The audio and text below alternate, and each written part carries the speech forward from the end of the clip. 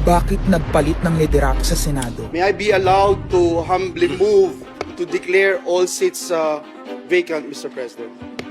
With 13 affirmative votes, 10 negative votes, and 1 abstention, the positions in all the positions in the Senate is hereby declared vacant. Bakit ito nilusob?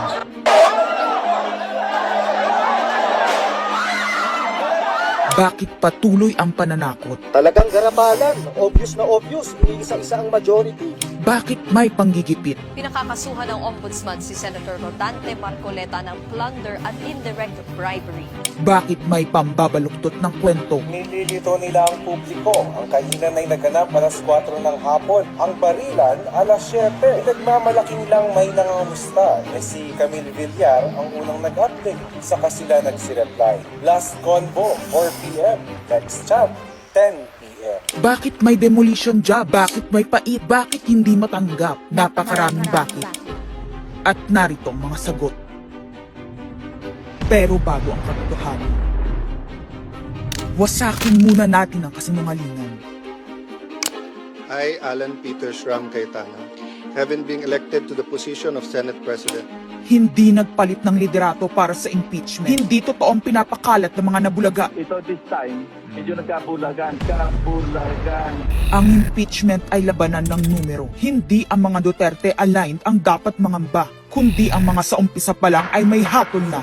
Ang sinasabi, sir, ng ibang mga kritiko, itong Senate leadership shake-up ay tungkol lang daw sa impeachment. Lahat na i-connect. As I told you, may 12 kami. Si Bato is 13.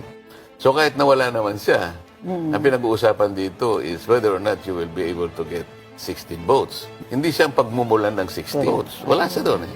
12 kami. Bakit kami magkuku? May 12 na kami kung ang pinag-uusapan lang natin eh, impeachment. Actually, 9 lang ang kailangan para ma-dismiss. Yes, 12 kami. So it's more than the required votes. But that's not the point. Ang ano kasi pinipilit nilang i-connect doon. Kaya ako natatawa. Where is the connection there? Gusto pang ipa-inhibit ang mga tinatawag nilang Duterte-aligned senators. Nananawagan pa ng partial kuno at pagiging patas. Pero sa publiko, may mga pahayag na hindi makakatakas. While VP Sara is in power, the threat of a full-blown Duterte comeback is still a very real and present danger. Bakit ganito ang desperasyon? Bakit hindi maikubli ang gigil? No. Bakit natataranta ang lahat? Mr. Speaker, I move to endorse to the Senate the resolution setting forth the articles of impeachment. Narito ang pagsisiwala. Noong April 22 sa Soler, nagkita si Tito Soto at House Speaker D para pag-usapan kung ano ang papakialaman sa 1987 Constitution habang nakaupo si Bongbong Marcos. Kasama ni House Speaker D ay si South Cotabato Congressman Ferdinand Hernandez. Kasama ni Soto ay ang dating Senate Secretary na si Mark Mendoza. Konas ang gusto nilang mode ng charter change. Muling isinusulong sa Kamara ang charter change o pag-amyenda sa konstitusyon sa pamamagitan ng Constitutional Convention. Is something big brewing inside the government to claims of a possible no-election scenario. Ang pag-aamyenda ng konstitusyon sa pamamagitan ng Constituent Assembly. At para makakuha ng suporta sa Senado at sa Kongreso, ito dapat ang mga nilalaman. Dapat ma-extend ang termino ng mga senador at congressmen na mawawala na sa pwesto by 2028. Ang eleksyon sa bawat senador ay magiging by region. Nagdiskusyon sila kung 2 o 3 senador per region. Kinumpute nila kung mayroong 18 regions, nasa 36 o 54 ang magiging senador. Lumutang din ang usapang para hindi makaporma si Inday Sara sa 2028, gawing 50 years old ang edad ng pwedeng tumakbo. Pero nagpanukala rin si Soto na pwedeng gawing 35 years old para kay Vico Soto. Dahil ipagmamayabang niyang kayang talunin ito si Inday Sara. Meron ako idadagdag, maganda, Vicky. Ibaba natin ang edad ng presidente to 35. Ay, gagaling ng bata na yun eh. Magagaling eh. Ibigay na natin sa mga kabataan na pagpatakbo nitong bansa. Baka puro matino pa mailagay natin. Baka sabihin nila, Senator Soto, this is to siguro allow your nephew, ho ba, si Vico na tumakbo. Sabi ko na Maging qualify. sila ng ganun eh. Sabi ko na mag-iisip sila ng ganun. Hindi ko naisip si Vico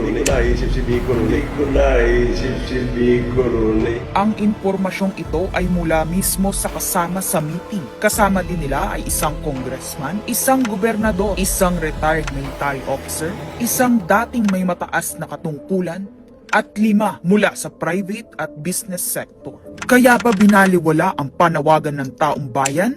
Kaya ba binaliwala ang paalala ng Iglesia ni Cristo? Hindi po nagbabago ang bilin ng Iglesia ni Cristo, Nelson, na ang Iglesia ni Cristo po ay tutol sa impeachment. Kaya ba nagtatapang-tapangan ang mga umaastang bida sa ginagawa nilang tunay na drama? Kaya ba nila sinasabing hindi sila natatakot sa eleksyon ay dahil alam nilang walang eleksyon na magaganap? Hindi po kami natatakot sa susunod na eleksyon. At ang boto sa impeachment ay refleksyon ng boto sa pagsira sa 1987 Constitution.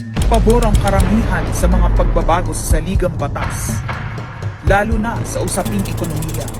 Ngunit kung papakialaman ng iilan ang konstitusyon para maghari-harian at para sa pansariling kapakinabangan, makapwesto ng matagal o mailuklok ang kamag-anak, humanda kayo sa galit ng bayan. Ang pagpapalit ng liderato sa Senado ay hindi kakaiba.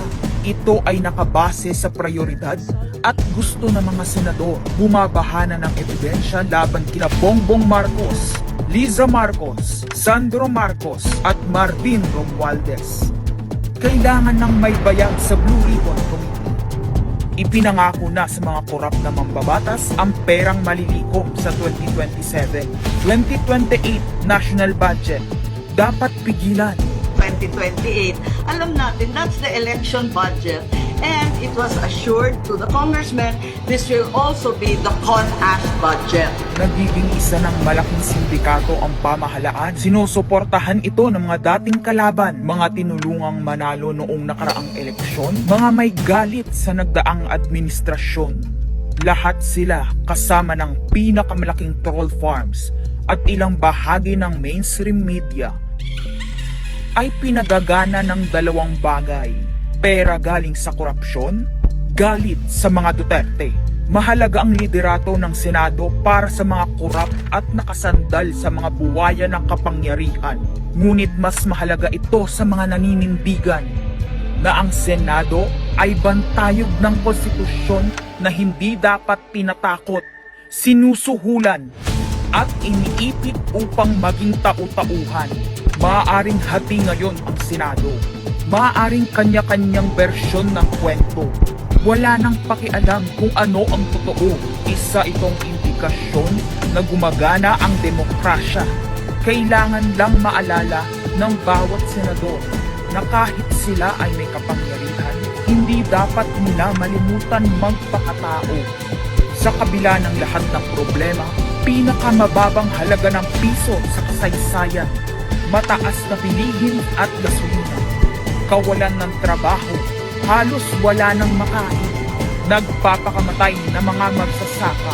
Ang inuuna ay politika, impeachment at kung ano-anong propaganda para mabalik ang kontrol sa Senado ng mga nangako na maisakatuparan ang pagpapahaba ng panahon sa kapangyarihan.